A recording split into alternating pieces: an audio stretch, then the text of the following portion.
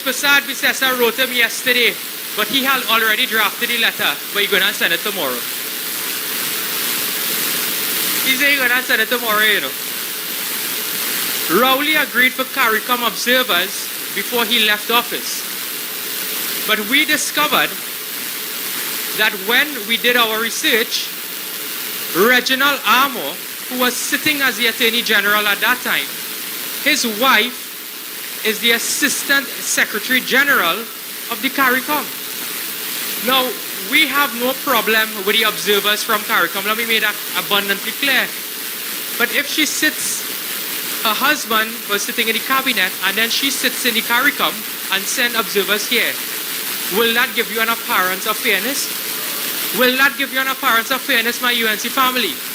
That is why Kamla Prasad Visesa, as an astute politician and attorney at law, said that we need independent international observers.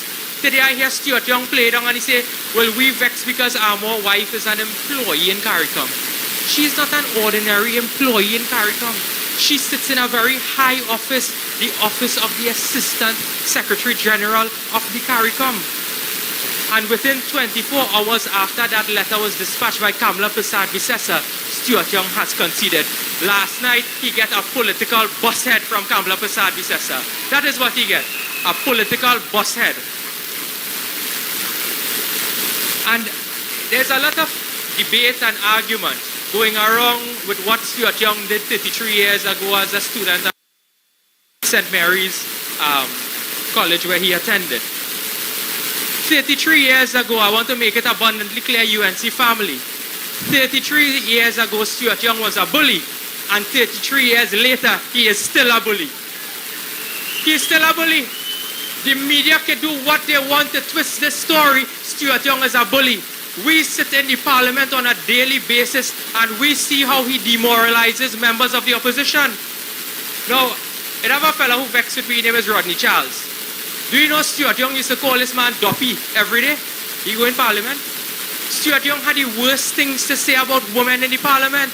You remember, we were debating the budget, debating important matters of delivery, of governance, how they're going to spend the nation's money, but he busy talking about what they're going to do in the toilet in parliament. All you remember that? I don't even want to repeat what the man said. The man is a bully. The man disrespects women, and any man who disrespects woman is a imps.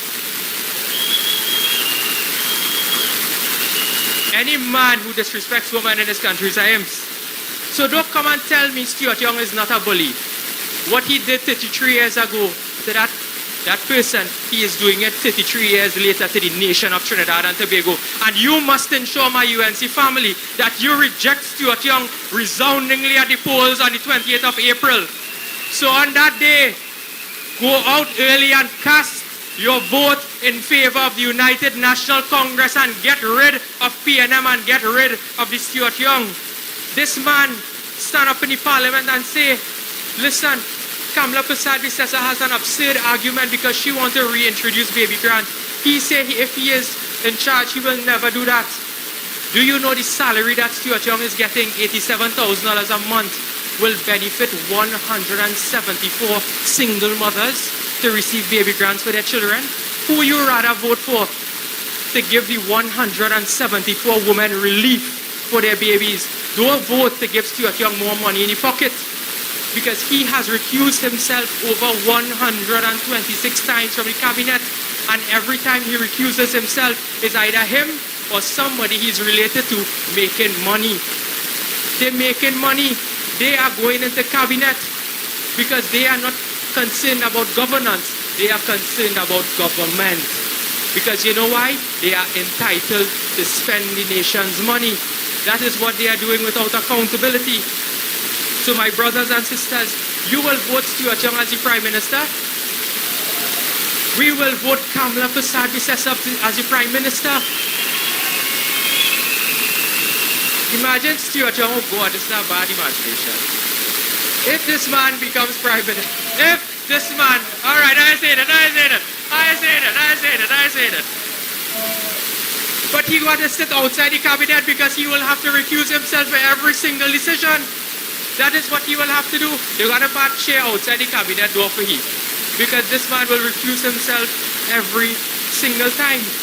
But to prove why I am saying that this man is a bully is because when he made that statement, the Speaker of the House, unprecedented statement that the Speaker of the House had to give, where she said that she will not even repeat the words that Stuart Young used in the Parliament. She said that the reprehensible statements which were directed at the member for Kuvano and the member for Siparia had generated much public opprobrium and brought the House into disrepute and odium. The Speaker went further. This is not my words, you know. The Speaker said that Stuart Young, she is not constrained in issuing any member a reprimand commensurate with the severity of his or her degree of unparliamentary, objectionable, abusive, insultive, or offensive language. She found that the words that Stuart Young used were crass and distasteful. She said they were misogynistic. She said, as a woman, this is Bridget, you know. This is not UNC, you know.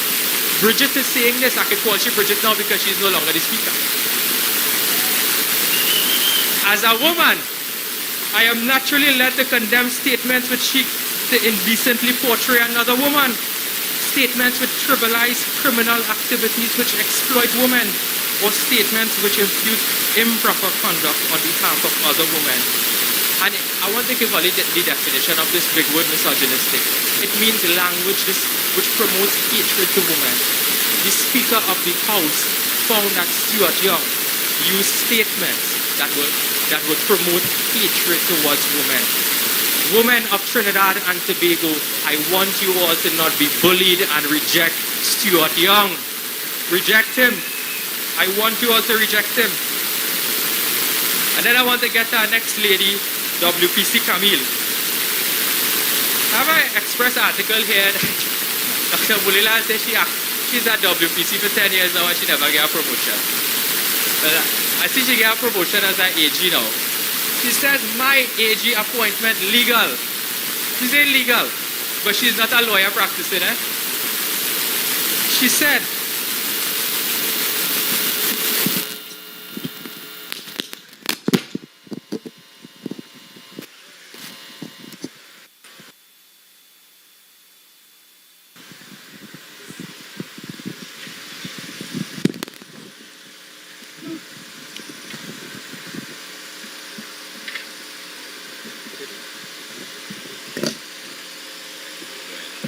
all right, let's thank the massive tank. Right. This is what Camille said. She said she stopped paying the subscription to the Law Association after 2001 because the last time she engaged in practice was in 2001. I'll get to that because that's an important point that we have to raise on this platform. I believe, and Devish could probably correct me, that Camille Robinson Regis is the first Attorney General in the history of Trinidad and Tobago who cannot practice law in Trinidad and Tobago. She cannot practice law. Israel can't call her caretaker Attorney General. So Amor disqualify herself in a Miami court and Camille, she can't practice law. And that is the quality of candidates that the PNM has given us. But Camille is saying that she don't need a practicing certificate because she's not practicing law. The role of the Attorney General is a sacred role. The Attorney General is the chief legal advisor to the cabinet. Although an attorney at law would not, if she doesn't go to court personally on behalf of the state herself, when a person holds out themselves to be an attorney at law and gives advice, that is practicing law. The fact that you are giving advice, you are guiding the cabinet, you are practicing law. So she cannot come to say, well, I not pay the dues because I don't practice law. That is absurd. That is unheard of. In fact, the Law Association earlier this year put out a release. And this is what the Law Association had to say. And I'm reading from this. They said the Law Association urges members of the public to exercise vigilance when engaging the services of an attorney at law by ensuring he or she is the holder of a valid practicing certificate which is issued annually. And they went on to say that it will be professional misconduct where an attorney at law shall not practice as such unless he has been issued a practicing certificate in accordance with the law. That, my brothers and sisters, is a fundamental point, because Camille Robinson Regis has admitted that she is not the holder of a practicing certificate, so she cannot advise the cabinet. What's she going to do? Pick up a legal opinion from the law officer in the ministry and just hand Stuart Young? That is not how it works. When you're in a cabinet and a matter comes up for deliberation, you will give advice. You will seek counsel if you need to get external counsel, but you have to give advice. So Camille Robinson Regis is playing smart with foolishness. Tonight I want to tell Camille Robinson Regis, go and pay your fees to the Law Association. Go and pay your fees. It's really easy now, you know. You can do it online and you can use credit card. I don't know if they accept government credit card, but they can accept credit card to pay your fees. So Camille Robinson Regis is playing smart with foolishness. She's playing smart with foolishness. They have brought that office of the Attorney General into absolute contempt, ridicule, odium, and disrepute. That is what they have done. But my brothers and sisters tonight, and let me just leave you with one more thing. It will be very embarrassing because she said she could get a practicing certificate. It's not as easy as that, you know. As an attorney at law who does not pay their fees for 12 months, you know what the process is? She has to file an action in court, file an affidavit in support of that claim, asking the court and begging the court to issue her a practicing certificate, and she has to explain why she didn't pay for those number of years. So how embarrassing it is. Well, an attorney general has to go before a high court judge to say, please give me a practicing certificate. Shameful. We must vote out the PNM. We have bright, very, very bright attorneys at law in the United National Congress. We need to get rid of them. But tonight, before I leave you, my brothers and sisters, I have one very important matter that I want to discuss with you. And I want you to pay particular attention to this matter. Because in Trinidad and Tobago, you have something called state enterprises. They are companies that the government set up in order to do a specific task. So when the government set up these companies, and one in particular I will reference tonight is Plibdeco.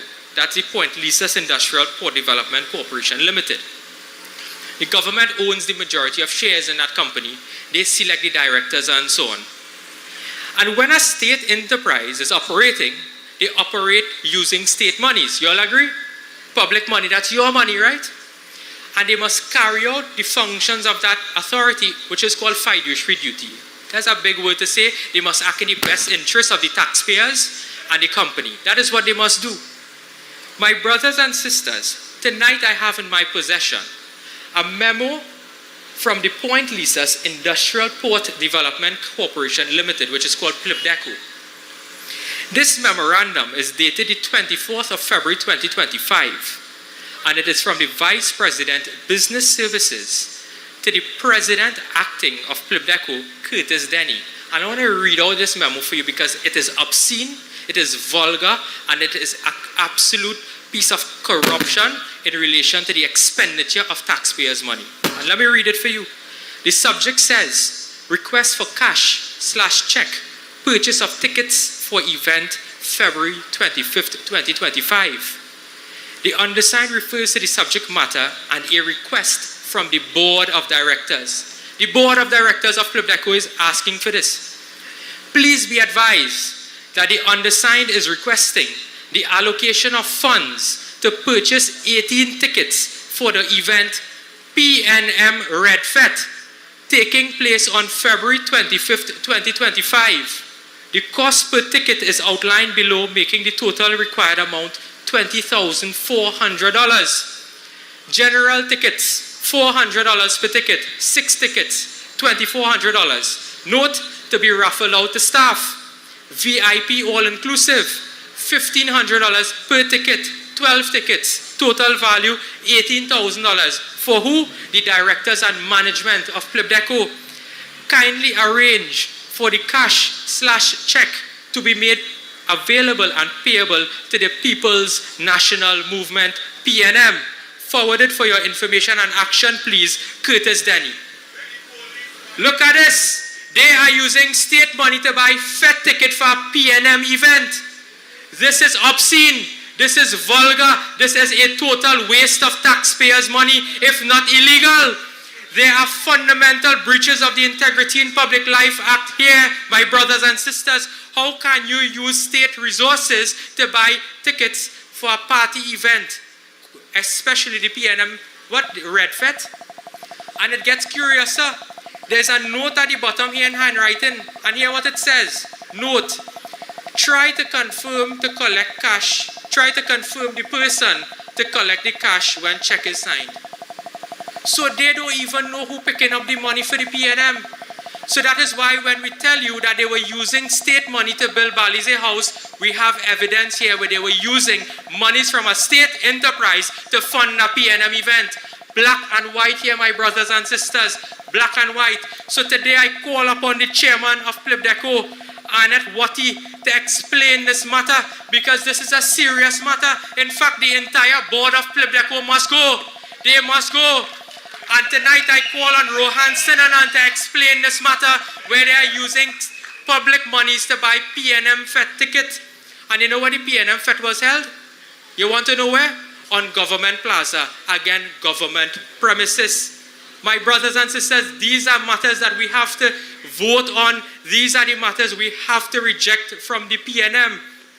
They cannot continue to abuse the taxpayers like this. When you go for a social security grant, when you go for your pension, they are refusing you, but they're spending $20,000 worth of monies to buy PNM Fete ticket. My brothers and sisters, we are calling for a police investigation and an investigation by the Integrity Commission into this matter. And we must ask, my brothers and sisters, how many more other state enterprises buy PNM Fete ticket for the 25th? They gave the memo on the 24th, and by the 25th, payment was ready. My brothers and sisters, we have 5 weeks to go. My time is up. I will be speaking to you again and again and again to expose the corruption of this PNM government. Long live the United National Congress. Long live Kamla Basad-Bissessar. Victory on the 28th of April 2025. I thank you, my brothers and sisters. I thank you.